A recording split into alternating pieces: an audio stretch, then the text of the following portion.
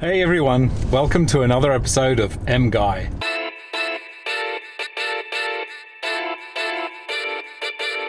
We're in the big beast, the CL65 today, struggling to make our way back to Canberra on a very busy M5 motorway out of Sydney.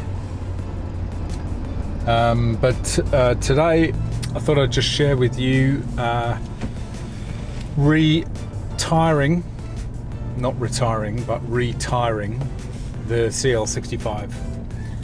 So the rear tyres were pretty well shot and the front ones were some very strange old brand that had been on there for nearly 6 years. So take a look.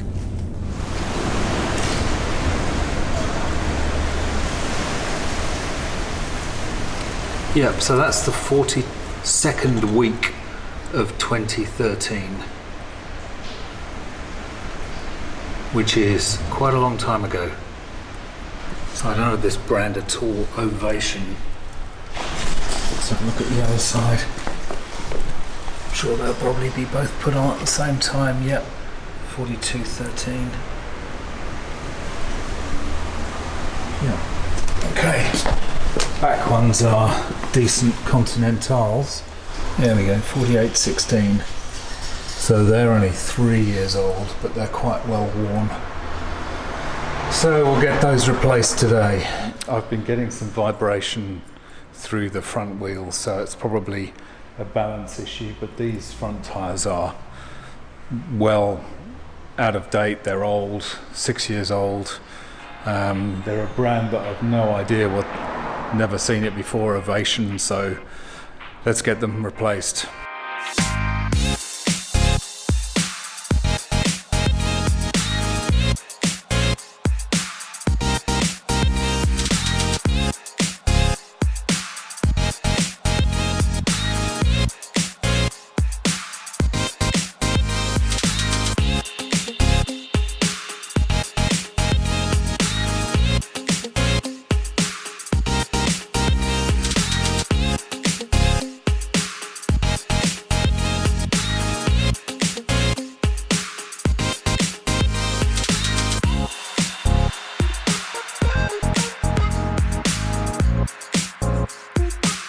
The tyre replacement gave me the chance to take a look at the brakes, and I can tell you I'll be needing new discs and pads pretty soon.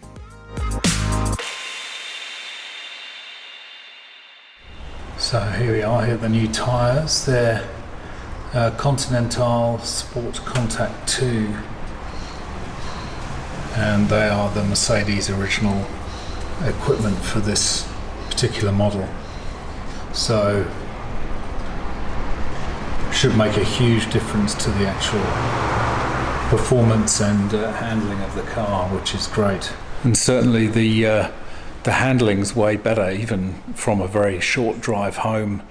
The steering is lighter, feels more secure on the road. Yeah, huge improvement. So probably should have done this straight away as soon as I got it, really. But it's good that it's done now. And should keep me going for quite a while, as long as I don't do too many burnouts.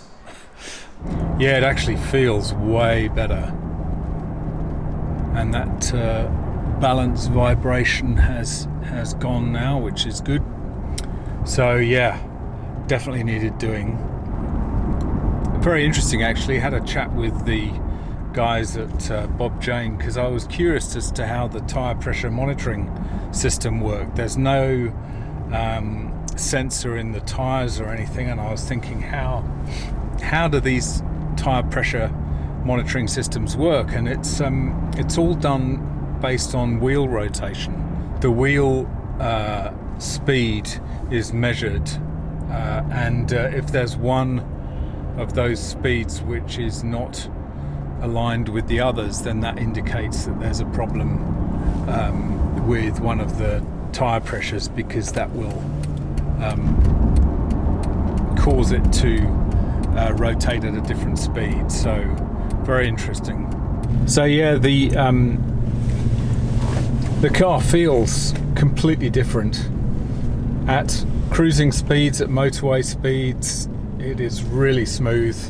So yeah, there was some vibration and balance issues on the front tyres, and they were also really old, and of course they deteriorate over time, so you can't keep driving on the same old tyres forever, even if they're not particularly worn. The rubber will just deteriorate over time. So a lot better. The steering feels a hell of a lot lighter. Just feels, yeah, like it's got new tyres, which is all good. So I'm still having this problem with the park sensors and which is linked somehow to the radar sensor. So those issues together have got to be fixed. I'm hoping it'll have thrown some codes into the memory so we can see what specific component is causing that issue. But I can tell that the park sensors and the radar detector for the active cruise control is there's something linked with those that's causing this park sensor error. So next time it goes into the workshop for service, I'll be checking that out. Well, it was a rather mundane video about some fairly boring routine maintenance, but I hope you enjoyed it nonetheless. Coming up, getting closer and closer, is the return of the R8, which is probably going to be mid-July at this stage, so we're looking about 6 weeks away. So the wiring harness from Germany has taken several months to be constructed, and it should be on its way to Australia by the end of June, and then there'll be a couple of weeks of reassembling the car as it's been stripped down fairly heavily. So that's to look forward to, and I'm personally very much looking forward to seeing the R8 again. It would be like getting a new car for the second time.